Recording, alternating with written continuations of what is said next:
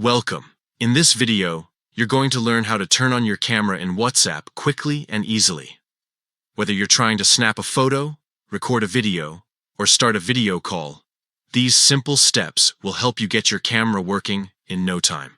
Let's get started. First, open the WhatsApp app on your phone. If you don't already have it open, find the green WhatsApp icon on your home screen or app drawer and tap it. Once you're inside the app, select any chat it could be with a friend, a family member, or even a test chat you've created just for practice.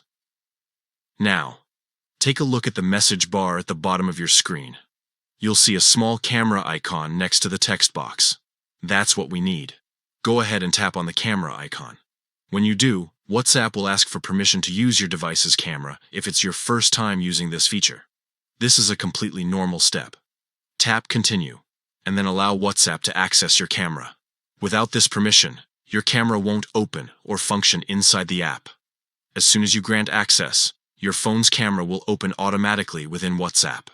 From here, you can take pictures, record videos, or switch between the front and rear cameras, just like you would on your regular camera app. If you want to send a quick picture, simply tap the shutter button once. To record a video, press and hold the same button until you're done recording. WhatsApp lets you review the captured image or video before sending it.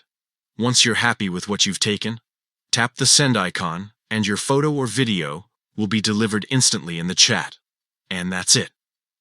You've successfully turned on your camera in WhatsApp and learned how to use it for photos and videos directly from your chats. If you found this guide helpful, don't forget to like the video, share it with your friends, and subscribe for more quick and easy tech tutorials.